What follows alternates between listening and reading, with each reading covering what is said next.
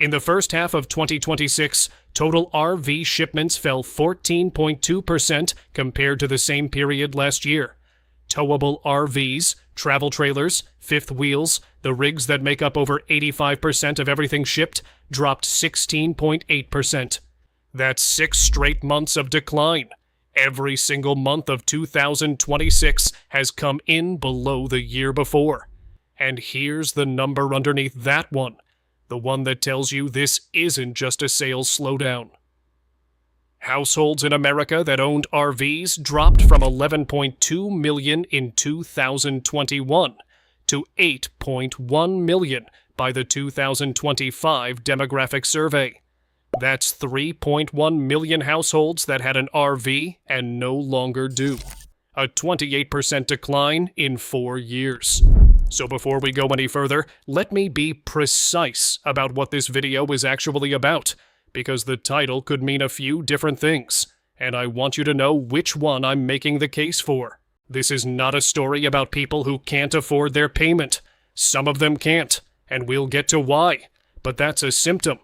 This is a story about a product that is engineered, financed, and sold in a way that creates a trap. Not through malice, not through conspiracy, but through the ordinary math of how RVs are built, how they age, how they're used, and how they're lent against. Every piece of that math is visible before you buy. Almost nobody runs it until after.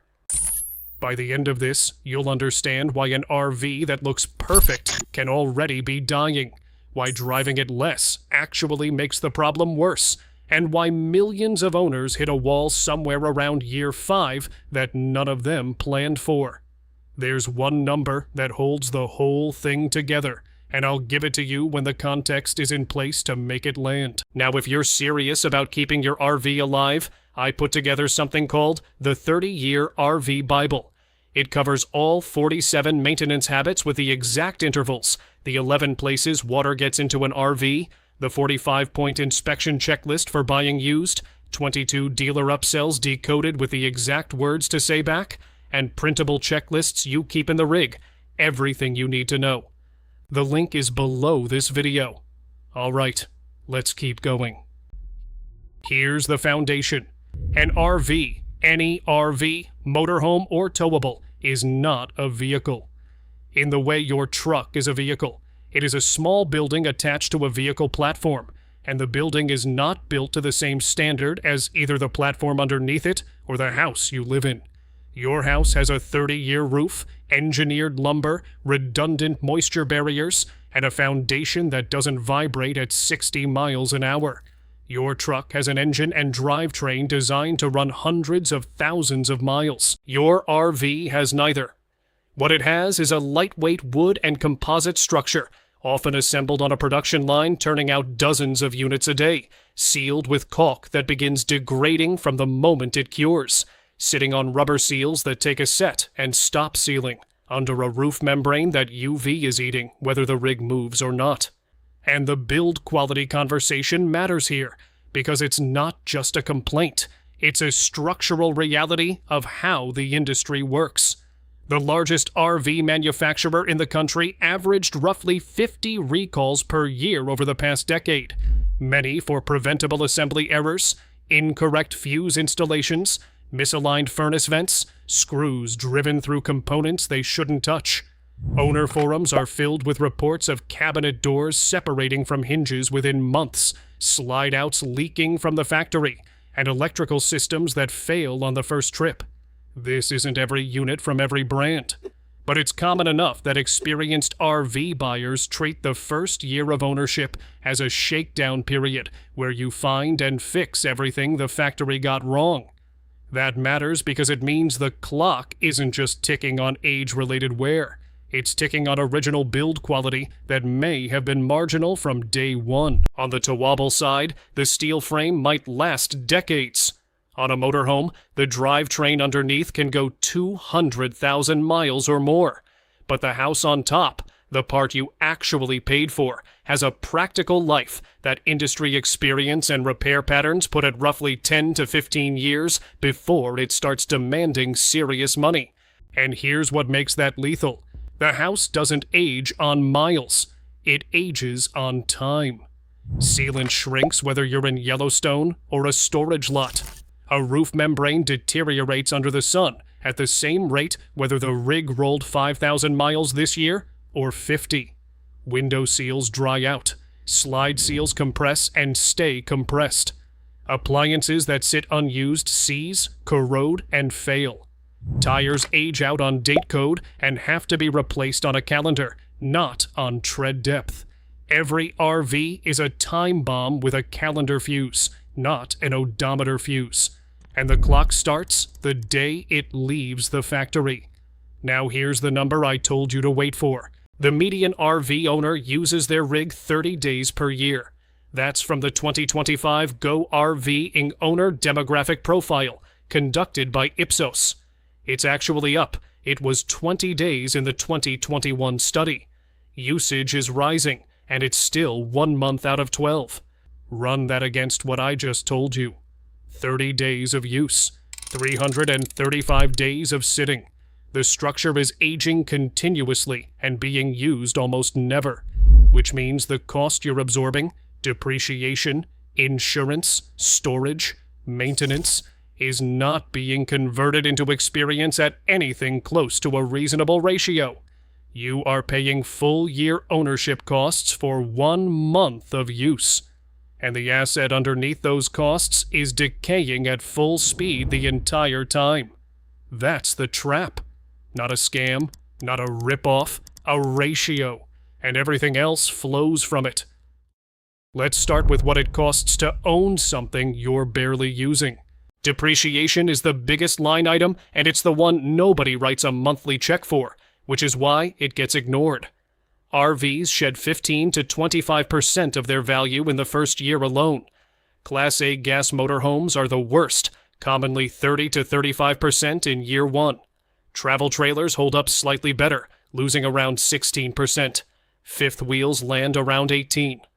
By 5 years, a typical RV has lost 40 to 45% of what you paid for it. On a $50,000 travel trailer, that's roughly $20,000 to $22,000 gone in 5 years. On a $120,000 motorhome, you're looking at $48,000 to $54,000. That money vanished, whether you used it every weekend or never once pulled it out of storage. Now add the carrying costs. Storage runs $75 to $250 a month, depending on type and region. Call it $1,200 to $3,000 a year. Insurance ranges from $200 a year on a basic travel trailer to $2,000 or more on a Class A motorhome. Registration varies by state, but it's not zero. Maintenance, even routine, even on a rig with no problems, runs several hundred to over $1,000 a year if you're doing what you're supposed to do with sealant, tires, batteries, and winterization. Stack those up for 5 years on a mid-range Towable. You bought a $45,000 travel trailer. In 5 years, you've spent roughly $8,000 to $15,000 on storage, insurance, registration, and basic maintenance. The trailer itself has depreciated around $18,000 to $20,000. Your $26,000 to $35,000 into an asset you used 30 days a year, which means each day of use cost you somewhere between $170 and $230 before you bought a single tank of gas or paid for a single campsite. Now add campground fees. The median nightly rate at a private RV park with full hookups now runs $50 to $120. Peak season spots in destination markets, Florida Keys, coastal California, national park gateways commonly hit $100 to $165 a night. State and national parks are cheaper, often $25 to $40, but try booking one. Reservations disappear the moment the window opens. This is the arithmetic that turns "we should use it more" into a sentence nobody finishes, because using it more also costs more, and the ownership costs are already running, whether you use it or not. Now here's where the calendar problem meets the financing, and this is where people actually get stuck. RV loans routinely run 10, 15, even 20 years. Lenders commonly offer terms ranging from 120 to 240 months on higher dollar units. On paper, that makes a $50,000 trailer feel manageable, maybe $400 a month. In practice, it creates a collision between two curves that run in opposite directions.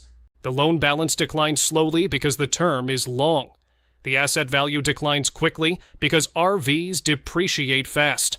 On a $50,000 RV financed with 10% down at current average rates, which are running around 7.5 to 9% for new RVs, you can be underwater within the first year. One analysis shows that a buyer putting less than 20% down on a new RV is often immediately upside down by 5 figures. And this isn't theoretical. Across the broader vehicle market, nearly 30% of trade-ins toward new vehicles carried negative equity in the second quarter of 2026, the highest second quarter share since 2020. The average amount owed on those underwater trade-ins hit $6,884. RV buyers face the same dynamic, amplified, because RVs depreciate faster than cars, and the loan terms are longer. So picture the owner at year 4 or 5. The trailer has lost 35 to 40% of its value. They still owe most of the loan because on a 15-year note with a low down payment, principal pay down in the early years is almost nothing. It's nearly all interest. They can't sell without writing a check to cover the gap between what the rig is worth and what they owe. They can't trade without rolling that negative equity into the next loan, which starts the cycle over at a higher balance on a new asset that will also depreciate. They're not stuck because they're broke. They're stuck because the math doesn't close. And this is the precise moment, year 4, year 5, when the RV itself starts asking for money. Remember the calendar. 5 years of UV on the roof. 5 years of seal degradation. 5 years of thermal cycling on every joint, every window frame, every penetration point where something was screwed through the sidewall or the roof deck. Water damage on RVs doesn't announce itself with a flood. It starts as a pinhole, a cracked bead of sealant around a roof vent, a shrunken gasket on a slide seal, a tiny gap where a ladder mount passes through the skin. Water gets behind the outer wall, soaks into the wood framing, and sits there. You can't see it. You can't smell it. Not yet. The structure rots from the inside out. By the time it's visible, a soft spot in the floor, a bubble in the sidewall, a musty smell that won't go away. The damage has spread well beyond the entry point. That's delamination, and it's the single most expensive non-drivetrain failure on an RV. Repair costs range from $5,000 to $15,000 or more, depending on severity. Full structural water damage restoration can exceed $20,000. And here's the part that catches people. Insurance typically doesn't cover it. Most RV policies cover sudden, accidental water damage. A plumbing line bursts inside the coach and floods a cabinet. They do not cover gradual water intrusion from deteriorated seals or an unmaintained roof. Insurers classify that as maintenance, not damage, which means the 5-figure repair bill comes out of pocket on a rig that's already worth less than what's owed on it. That's not a coincidence of bad luck. That's the design life of the product intersecting with the amortization schedule of the loan at exactly the wrong moment. Now let's talk about who's in this position, because the demographics explain why it looks like a wave. The 2020 through 2022 pandemic buying boom flooded the RV market with first-time buyers. The industry shipped over 600,000 units in 2021 alone. A record. Dealers couldn't keep inventory. Prices surged. People who had never owned an RV before were buying at the top of the market, often financing at extended terms because that was the only way the monthly payment worked. According to the most recent Go RVing data, 36% of current RV owners are first-time buyers. The median age of RV owners has dropped from 53 in 2021 to 49 in 2025. The buyer base got younger, less experienced, and more leveraged, all at the same time that prices were at their highest. Those buyers are now 4 to 6 years into ownership. That means they are simultaneously hitting the point where the RV demands maintenance money, the point where depreciation has taken 35 to 45%, and the point where the loan is still mostly unpaid. 3 curves converging on the same calendar year on millions of units, purchased by people who were never told to budget for any of it. And here's the piece that gets missed in every "the RV market is correcting" article. This isn't a correction. A correction implies prices were wrong and are returning to normal. What's actually happening is that a product with a fixed structural lifespan was sold in record volume during a 2-year window, and all of those units are now aging through the same phase of their life cycle at the same time. The used market isn't flooded because people change their minds about RVing. It's flooded because the calendar caught up with all of them at once. The RVIA's revised 2026 shipment forecast, a median of 314,000 units, down 8.2% from 2025, reflects an industry absorbing the consequences of that timing, not a change in how Americans feel about camping. And the exit doors are harder to find than they should be. The first option is to sell privately. The buyer pool for a used RV is narrower than you'd think. Towable RVs need a buyer with the right tow vehicle. Motorhomes need a buyer comfortable driving something the size of a bus. Dealer inventory data shows new RVs sitting on lots for as long as 165 days, nearly half a year, before selling. If a dealer with a showroom and a finance department and an internet marketing budget needs 5 months to move a unit, a private seller listing on Facebook Marketplace should adjust expectations accordingly. And if you're underwater, a private sale means bringing cash to closing to pay off the lender. Most people don't have that. The second option is trade or consignment. Here, the depreciation math hits hardest. The dealer is appraising based on current wholesale values, which have reset to near pre-pandemic norms. A rig you bought for $55,000 in 2021 might appraise at $30,000 to $35,000 in 2026.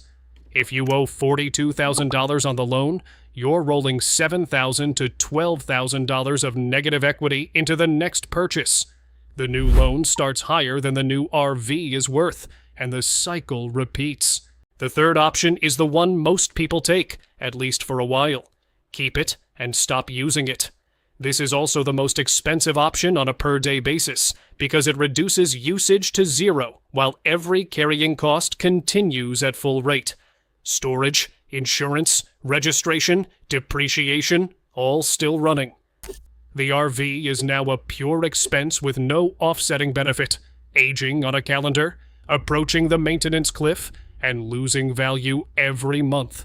This is the state most people are in right before they finally decide to sell at a loss.